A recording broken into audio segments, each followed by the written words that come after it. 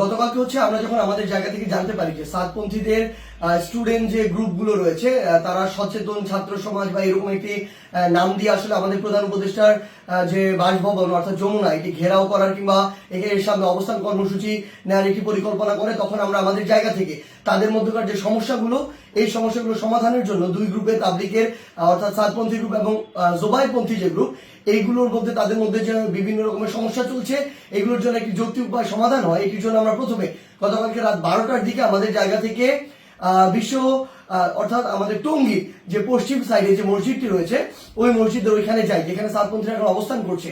সেই জায়গাটিতে আসলে আমরা গিয়ে তাদের সাথে রাত 12টা থেকে প্রায় 2টা পর্যন্ত কথা বলি এবং তাদের জায়গা থেকে তারা যে চিন্তাটি করেছিল সকাল 10টায় এখানে তারা অবস্থান কর্মসূচি ঘোষণা করবে এরকম একটি কথা ছিল এবং তারা বলেছিল এটি কেন, কারণ তারা মাওলানা সাদ সাহেবের ভিসা চায় এবং তারা তাদের জায়গা থেকে 5 দিনে জোর করার 20 থেকে 25 তারিখ পর্যন্ত জোর করার একটি দাবি জানায়।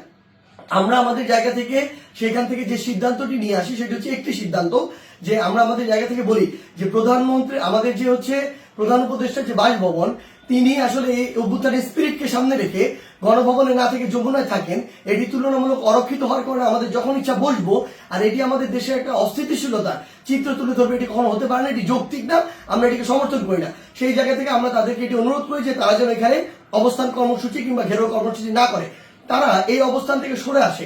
তারা তাদের জায়গা থেকে স্পষ্টভাবে দুইটি দাবি জানায়। এক নম্বর যে দাবিটি সেটি হচ্ছে যে তারা মাওলানা সাদ সাহেবের ভিসা নিশ্চিত চায়, দ্বিতীয়ত তারা 20 তারিখ থেকে 25 তারিখ 5 দিনের জোর করতে চায়। আমরা তাদের কাছে বলি যে 5 দিন করে যাবেন কিনা এই কমিটমেন্টটুকু যদি আপনাদের থাকে যে 25 তারিখ আপনাদের যখনই শেষ হয়ে যাবে তখন আপনারা চলে যাবেন, তাহলে আমরা আমাদের জায়গা থেকে এই দুইটি দাবি নিয়ে আরেকটি যে গ্রুপ রয়েছে যারা এখন কাকরাইল মসজিদে অবস্থান করছে জোবাইরপন্থী গ্রুপ এবং সেখানে হেফাজতের নেতৃবৃন্দ রয়েছেন তাদের সাথে আমরা গিয়ে কথা বলবো। তারা যখন এই কথাটি দেয় যে তারা এই কমিটমেন্টটি করছে 25 তারিখে তারা ছেড়ে দিবে, আমরা সেখান থেকে রাত 2টার দিকে কাকরাইল মসজিদে আসি। সেখানে আমাদের জোবাইরপন্থীদের যারা মাওলানা রয়েছেন যারা সিনিয়র নেতৃবৃন্দ রয়েছেন তারা ছিলেন, হেফাজতের যারা সিনিয়র নেতৃবৃন্দ মাওলানা মাদুনুল হক সাহেব মাওলানা মাহফুজুল হক সাহেব তারা ছিলেন, সকলে ছিলেন।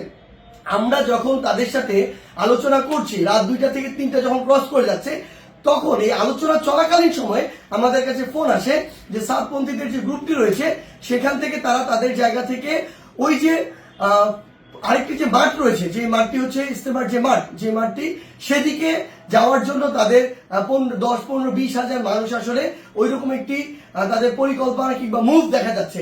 আমরা সাথে সাথে সাতপন্থীদের যে মাওলানা আব্দুল্লাহ সহ আরো 2 জনকে ফোন দিয়ে বলি যে আপনাদের সাথে এটি কথা হয়েছে যে আপনারা 10টা এখানে বসবেন না এবং আপনাদের 2টা দাবি নিয়ে আমরা আমাদের জায়গা থেকে এখনই আরেকটা গ্রুপের সাথে কথা বলবো, কালকের মধ্যে অর্থাৎ আজকেই আপনাদের 2 গ্রুপের বসার ব্যবস্থা করব, মাওলানা সাদ সাহেবের ভিসা বা এই সংক্রান্ত আলোচনা সেখানে হবে। এই যে আমাদের 5 দিন যে আপনারা থাকতে চাচ্ছেন এই কমিটমেন্ট যদি আপনারা দেন সেটি নিয়েও সেখানে আলোচনা হবে।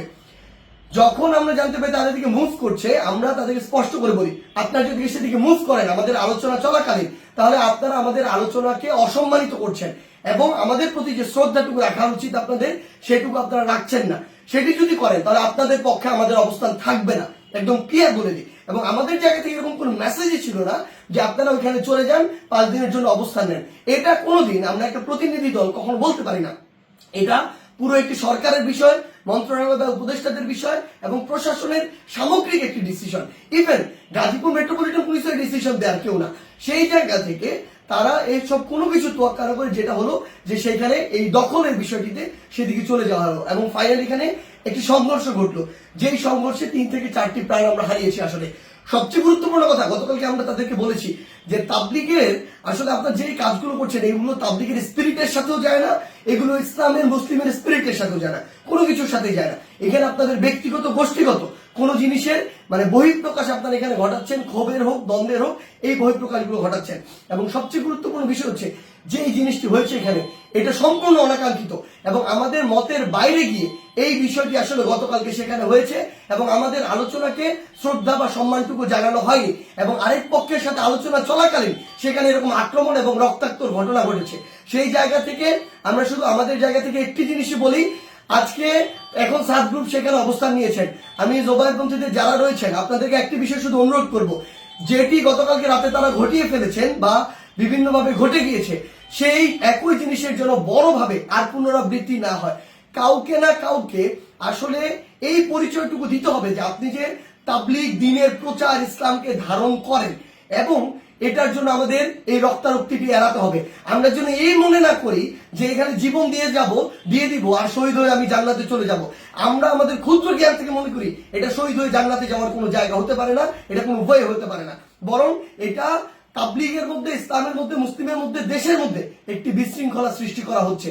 আমরা প্রশাসনকে উদাত্ত আহ্বান জানাই আমাদের জায়গা থেকে, গতকালকে যারা এটার সাথে সংশ্লিষ্ট ছিল, জড়িত ছিল, তাদের দৃষ্টান্তমূলক শাস্তি দিতে হবে। তারা যদি ইভেন কোন একটি গ্রুপের সর্বোচ্চ নেতা হয়, তার বিরুদ্ধেও যথাযথ ব্যবস্থা নিতে হবে, আইনের আওতায় নিয়ে আসতে হবে। আদারওয়াইজ এই জিনিসটিকে যেভাবে চিত্রায়িত করা হচ্ছে সেটি কোনোদিন তাবলীগ হোক, মুসলিম হোক, ইসলাম হোক, কোনো কিছুর স্পিরিটের সাথে যায় না এবং এটি হতে পারে না।